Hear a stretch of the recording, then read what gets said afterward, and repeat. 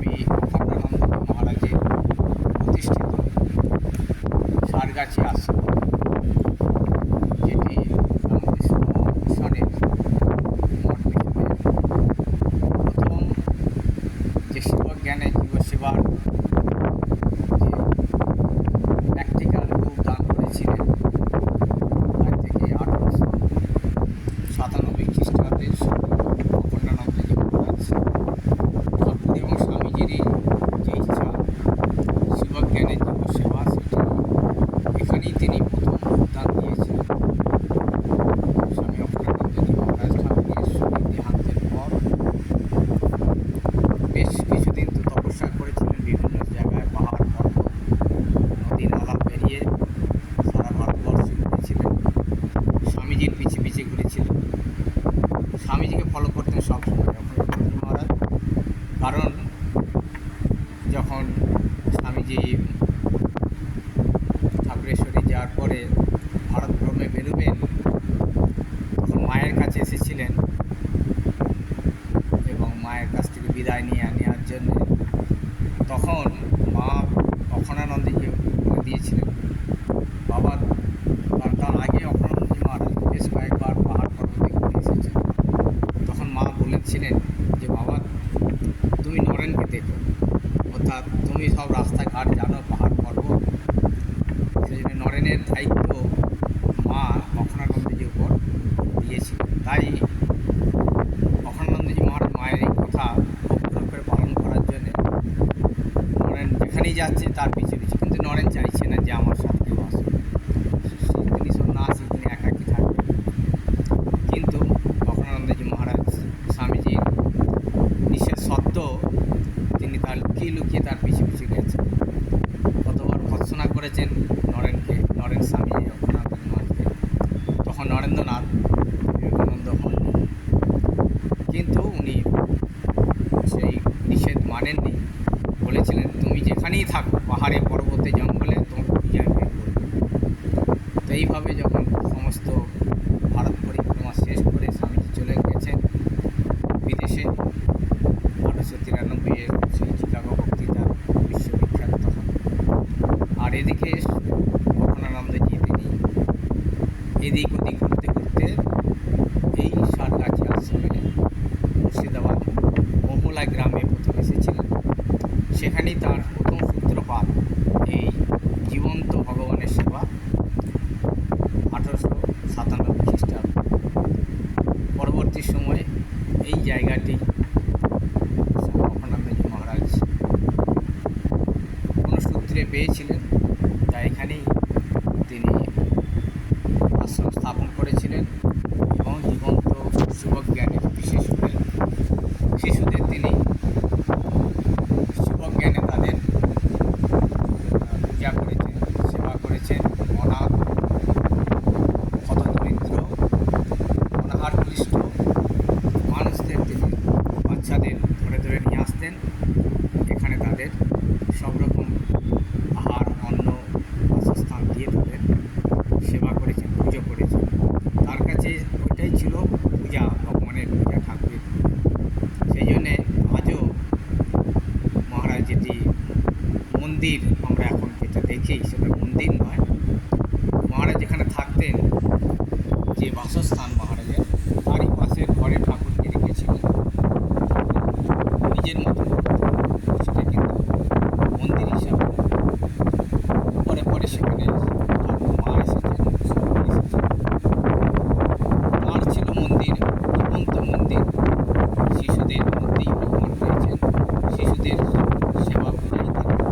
তাই আজ পর্যন্ত সারগাছি আশ্রমে বৃহৎ জায়গা, প্রায় হয়তো এক্সাক্ট আমার জানা নেই, 100 বিঘা যাওয়া হয়তো, 150 বিঘা কাছাকাছি। সেই জায়গাতে বিভিন্ন রকম যে মন্দির হিসাবে কিন্তু সেই যে বীজ তিনি বপন করেছিলেন, যে শিবজ্ঞানের যে সেবা,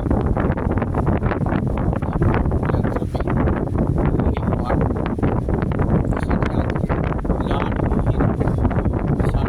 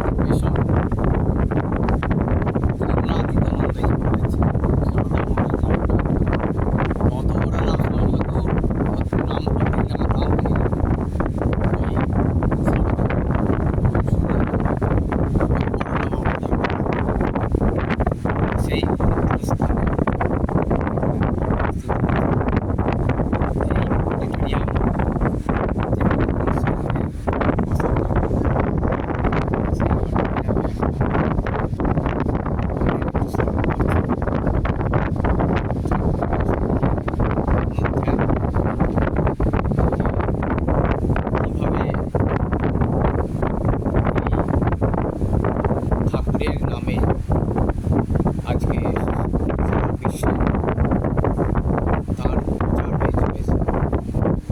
ভগবান তার প্রচার নিজেই করে চলেছে বিভিন্নভাবে, মানুষকে দিয়ে, তার ভক্তকে দিয়ে, নানা জায়গায় নানা দেশে।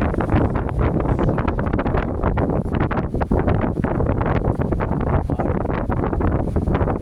এটি ছিল যারা এই সমস্ত বড় বড় কাজ করে চলেছে।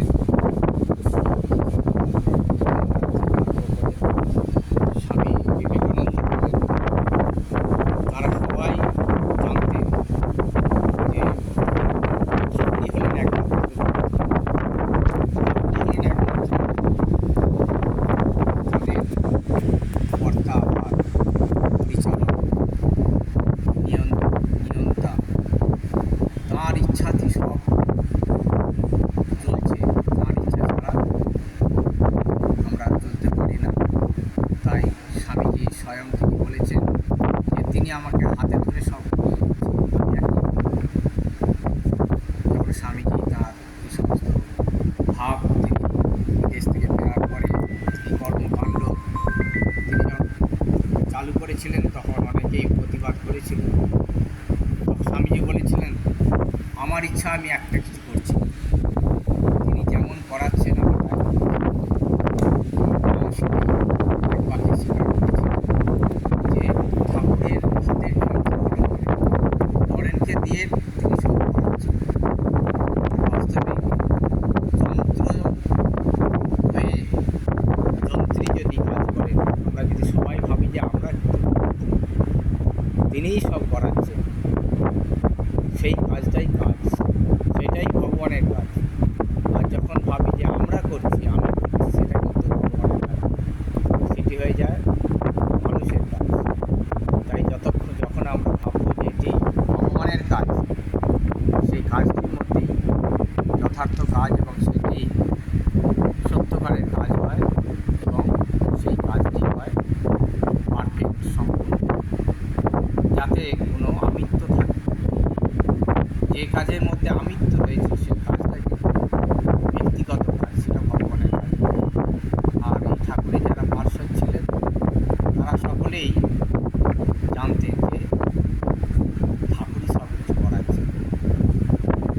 তাই ঠাকুরও এই উপযুক্ত যন্ত্র পেলেই তিনি তখন কাজ করেন।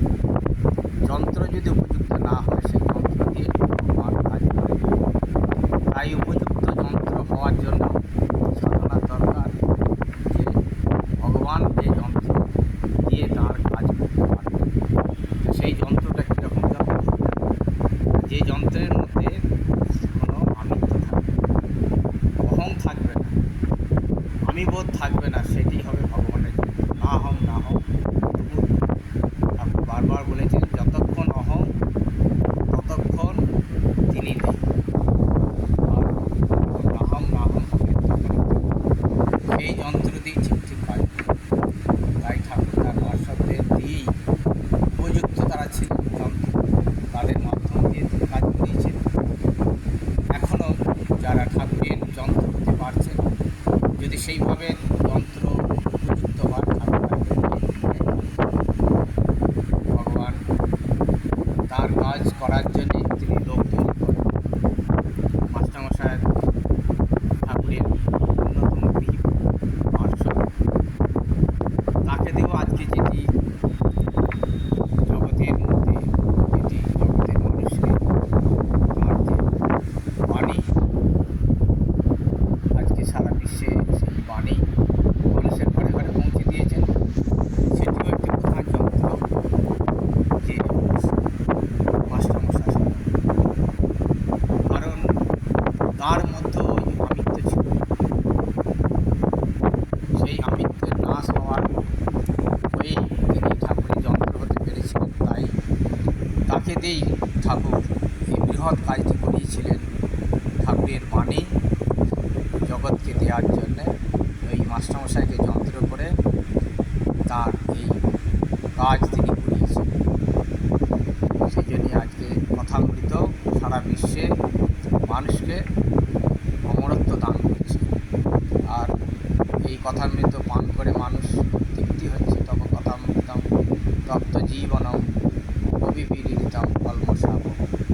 এই কথামৃত অমৃত স্বরূপ, সেই অমৃত পান করে মানুষ কথামৃতের স্মরণ করে, কথামৃতকে দর্শন করে, কথামৃতের চিন্তনের দ্বারাই মানুষ তৃপ্তি পাচ্ছে। মনের যে কালিমা, মনের যে দোষতা, সেটা নাশ হয়। এই তত্ত্ব হৃদয়েতে শান্তির যে বাড়ি, শান্তির অমৃত বাড়ি বর্ষণ করে চলেছে সারা বিশ্বে। কেননা এটি ভগবানের বাণী এবং যাকে দিয়ে তিনি করিয়েছেন সেটি উপযুক্ত যন্ত্র। তাই এটাই আমাদের আদর্শ আমাদের কাছে, যে উপযুক্ত যন্ত্র হলেই তখন ভগবান তার মাধ্যমে কাজ করবে।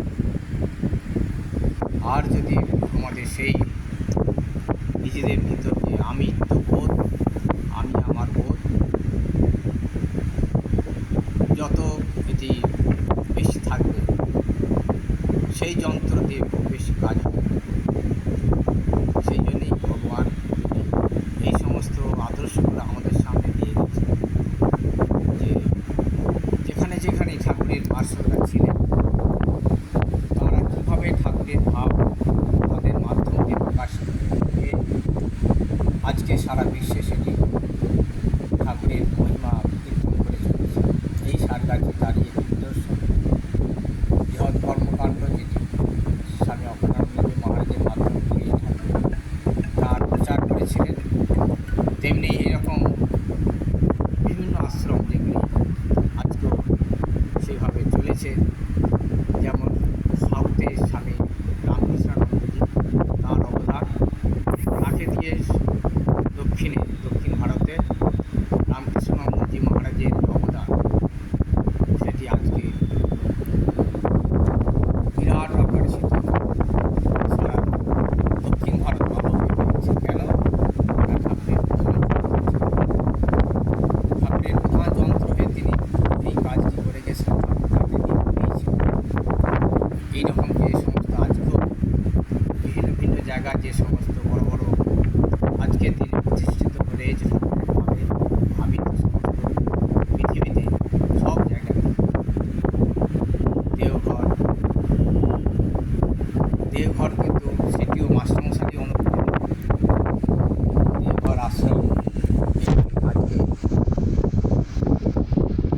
ঠাকুরের একটি বিশেষ প্রতিষ্ঠান, হাজার হাজার ছাত্র সেখানে মানুষ করার জন্য, মানুষ তৈরির কাজ, সেটিও মাস্টারমশাইয়ের অবদান। মাস্টারমশাইয়ের একটা সময় ওই মিউজিয়াম, দেওঘরের কাছে যে মিউজিয়াম আছে ওখানে থাকতেন, বেশ কয়েক মাস ছিলেন, নির্জন মাসের জন্য গিয়েছিলেন। ওখান থেকেই একজন তখনকার দিনে স্টুডেন্ট, যে স্টুডেন্ট ছিল একসময় এই মঠন স্কুলের ছাত্র, সে ওখানে মিউজিয়ামে মাস্টারমশাইয়ের কাছে ছিলেন। তার মাস্টারমশাইয়ের অনুপ্রেরণায় তিনি ওখানে আশ্রম করার জন্য মনস্থ করেছিলেন এবং সেখানে ওই দেওঘর জায়গাতে একটা জায়গা মনস্থ করেছিলেন এবং মাস্টারমশাইকে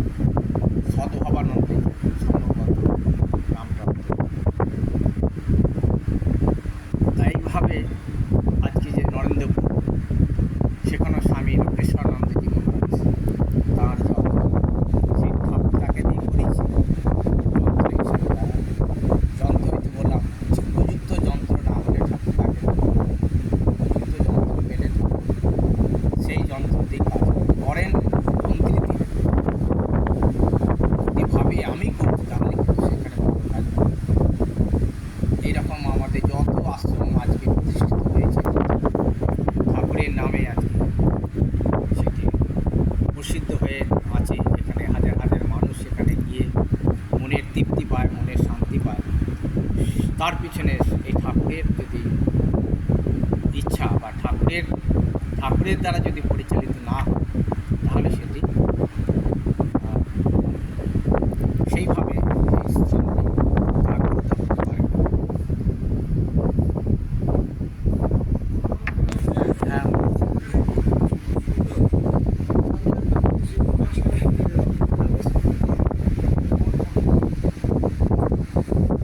এসবগুলো বুদ্ধি আছে, অনেক সময় আছে তো সবগুলো পেয়ে এসব আমি যখন দিচ্ছি তেমন আপনি স্যার কাছে আসছেন একটা আমি এলাম দেখে আমার একটা বিবেকে লাগছে যে সরকারি সম্বন্ধে তেমন জানে না, বলে যে একটা দরকার এই যে সিলিকন এদিকে এসো গরম লাগছে আবার তো ঠান্ডা করে দে। এই দুটো ফ্যান আছে, একটা ঠান্ডা